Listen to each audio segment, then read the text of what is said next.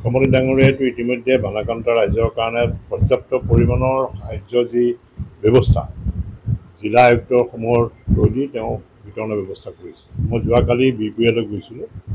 বিহপুৰীয়াত ইতিমধ্যে তেওঁলোকে 4 দিনৰ ৰিলিফ তেওঁলোকক দিয়া হয়।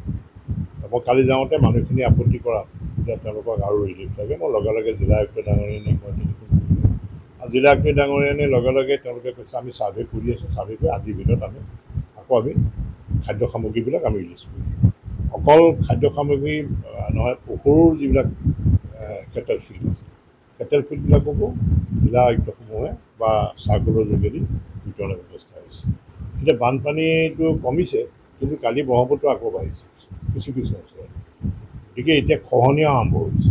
বানপানীৰ লগে লগে বানপানী কমাৰ লগে লগে আকৌ নদীৰ গৰাখহনীয়া আৰম্ভ হৈছে। এতিয়া মোৰ নিজৰ সমষ্টিতে আজি মই দেখা পাইছোঁ যে এখন চাহ বাগিচাৰ প্ৰায় 10-15 হেক্টৰ মাটি খহাই লৈ মই লগে লগে আমাৰ বিভাগীয় মন্ত্ৰীক মই টেলিফোন কৰিলোঁ আৰু জিলা আয়ুক্ত ডাঙৰীয়াক মই টেলিফোন কৰি ক'লোঁ আৰু তেওঁ ৱাটাৰ ৰিচোৰ্চৰ মানুহ পঠিয়াইছে। তেওঁলোকে তাত টেম্পৰী প্ৰতিৰোধৰ ব্যৱস্থা তেওঁলোকে এতিয়া হাতত ল'ম বুলি তেওঁলোকে জনাইছে। গতিকে এইটো সমস্যাটো চাওক, বানপানীৰ যিটো সমস্যা আৰু এইবাৰ বানপানীটো খুব ভয়াৱহভাৱে বানপানী হৈছে আৰু এনেকুৱা বানপানী আমি আগতে কেতিয়াও দেখা নাছিলোঁ। গতিকে স্বাভাৱিক হয়, মানুহৰ কিছু অঞ্চলত হয়তো দুদিন বা এদিন লেট হ'ব পাৰে, কিন্তু পৰ্যাপ্ত পৰিমাণৰ আমাৰ খাদ্যৰ ভাণ্ডাৰ আমাৰ মজুত আছে। জানো কালি বিহপুৰীয়াত দেখিছোঁ তাত মেডিকেল হেল্থ কেম্পবিলাক স্বাস্থ্য বিভাগে কৰি দি আছে। মেডিকেল কেম্প কৰিছে, তেওঁলোকে ঔষধবিলাক দিছে, ভালভাৱে কাম চলি আছে। বেছিকৈ ক্ষতিগ্ৰস্ত শোণিতপুৰত এতিয়া গহপুৰত যিটো বাকৰি দলনি বুলি যিটো এৰিয়া আছে, সেইটো প্ৰত্যেক বছৰে পানী সোমাই যোৱা তাত ভয়াৱহভাৱে তাত খুব ক্ষতিগ্ৰস্ত হৈছে। এজন লোকৰ তাত পানীৰ মৃত্যু হৈছে আৰু ইতিমধ্যে 4 লাখ টকাৰ DSS তেওঁ DCৰ যোগেদি তেওঁ প্ৰদান কৰা হৈছে স্থানীয় বিধায়কৰ যোগেদি।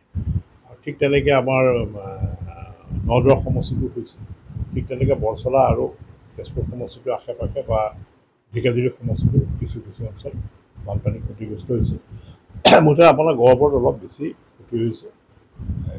বাকৰি দলনি যিটো জেগা, সেই ঠাইটুকুৰাত বেছি অলপ ক্ষতিগ্ৰস্ত হৈছে।